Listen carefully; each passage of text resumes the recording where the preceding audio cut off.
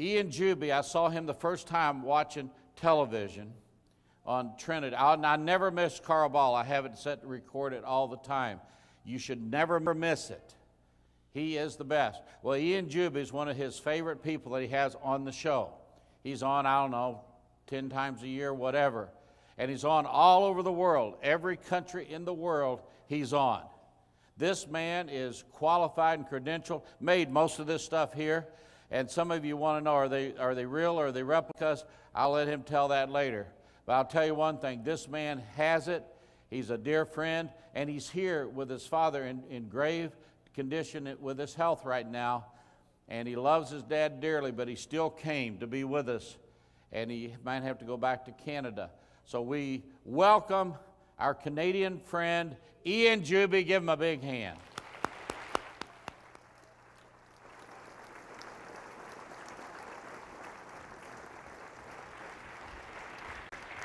Well, good evening, everyone. It's so good to see you. Gods, look at how many boys and girls we have here. Man, it's really, really good to see you all here. It really is. Now, do you guys mind if I take a moment to introduce myself to your parents? Is that okay? Actually, do you guys mind if the adults stay? Is that okay? Okay, cool. That was nice of them, wasn't it, hey? Thought I'd take just a brief moment to introduce myself because not many people realize how famous I am. But for you infoholics there's my website, ianjuby.org. And as Pastor Scudder, I finally got to meet Dr. Scudder this morning for the first time. I've been here a number of times, but never got to meet him. And so finally got to meet him, and he came and shook my hand on the stage. Didn't I see you on TV? I don't know, you can't see out the other way. I don't know. Anyway, that's my website there. I come from the thriving metropolis of Chalk River, Ontario, Canada, right where that puny little red star is. I took a shortcut here through Ohio and Virginia because I took a wrong turn. But, sorry, Mensa moment. Anyway, and I do a lot of stuff with the children, love doing the children's stuff. I'm not sure if they have more fun or I do. And I get that from a lot of parents. So are you single? Are you married? Do you have kids? No, I'm single. My last girlfriend broke up with me. I spent $500 on her on Valentine's Day, and she called it quits. It was the best table saw that Craftsman sold. I don't know what her problem was. But thank you for getting that. I told that in Akron. They thought it was tragic. She said, oh, she left you? Anyway, so yeah, I'm single mostly by choice. It's the women's choice, but I'm single by choice. So, I happen to be the owner of Canada's first creation museum. It's a traveling museum, and this is pretty much all I have right here.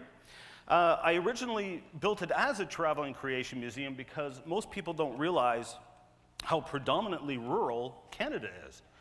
For instance, when I leave for Alberta, which is only 3 provinces over, I leave my house if you're in the United States, I leave my house at 4 in the morning. I will drive for 19 hours. I can't drive anymore. I have to pull over and sleep for the night. I still haven't left Ontario. It's a 40-hour drive just to get to Alberta for me. And most of Canada is like that. Who's going to drive 40 hours to go to a museum, except for weirdos like me? I don't count. So I bring the museum to the predominantly rural Canada, and I also wind up bringing it all around the United States. And as Dr. Scudder mentioned, every time I'm in the U.S., Carl has me on his show, and we have a great time. It's now been an honor, actually. I've been on his program more than any other guest, and that really is an honor to me. We really have fun. I always enjoy being in the TBN studios. This is a little project I'm working on. It will hopefully be a weekly creation science show in Canada, hopefully within the next year. GenesisWeek.com. You'll be able to view the shows online for free. The pilots are on there. This I'm going to talk about later on in the week. This was the Big Valley Creation Science Museum. I'm curious, did anybody catch that in the news? It opened up last summer. Okay, a bit of hit and miss. It made international news, literally. This little 700 square foot building, Canada's first permanent creation museum. We were floored by the media response, absolutely floored. So I'm going to talk about that later on. I'm also on GodTube and YouTube. My username is Wazulu.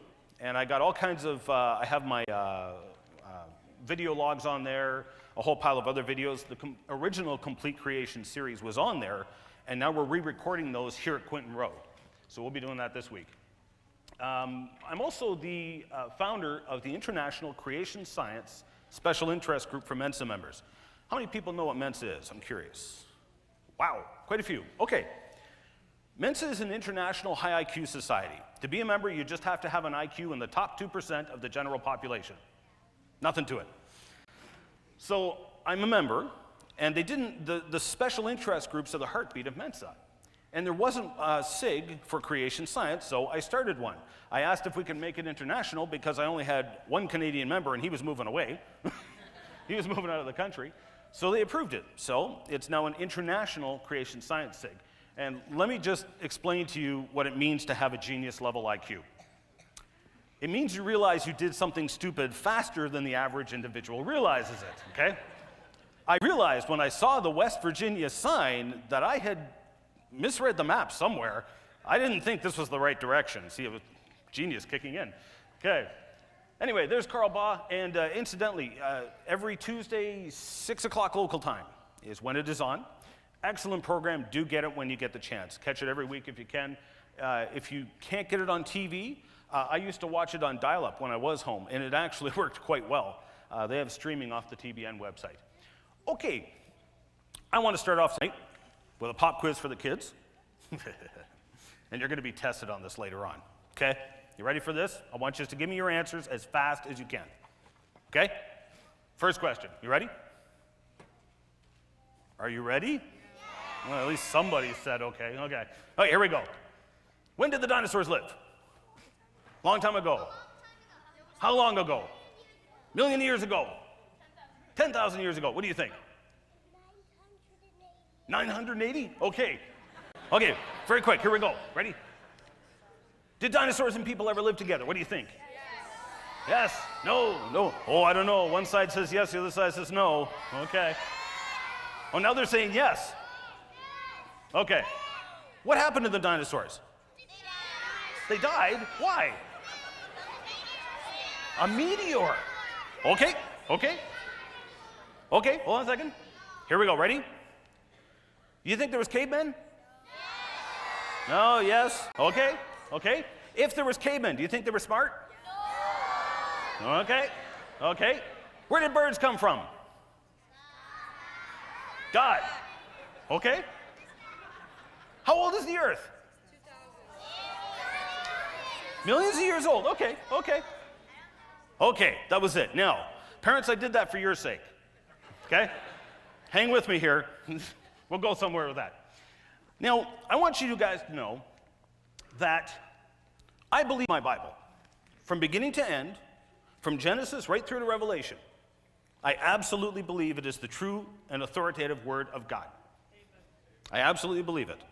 Now, I've gotten the chance to study science for, about 20 years now. I know it's a long time. I'm old. I'm sorry. But I've become convinced every time I study this book scientifically that it is correct. Every single time. And my Bible talks about you guys. The Bible says the invisible things of Him, the Creator, from the creation of the world are clearly seen, being understood by the things that are made. That's you. You see, God is seen in His creation. You, His creation, see God in the creation. It's very evident. And I hope to show you that later on tonight. Anybody know who the Creator is? He had his hand up pretty quick. Yeah, God. Do you know His name? Jesus. That's right. All things were made by Him, and without Him was not anything that was made. Jesus is the Creator, and that is why His death and resurrection is so important. The Creator came and died for us. That's why it's important. Okay, now, I want to throw a couple things out for you here. We're going to first of all talk about what science is, okay? And there's some pretty big words, okay? It's the study of the world around us, and it is based on, you ready for this? Yeah. Observation. Now, this is what I mean by that. If I take a flask and I have two chemicals, and I mix those two chemicals together and it blows up in my face, that's an observation. I observed it blowing up in my face, okay? Okay. Now, it has to be repeatable for it to be science. Okay? So then I call up, hey, bud, mix these two chemicals together. Tell me what happens. Okay? So he mixes the two chemicals together. It blows up in his face. We just repeated the results. Do you see what I'm getting at here? It's repeatable, okay?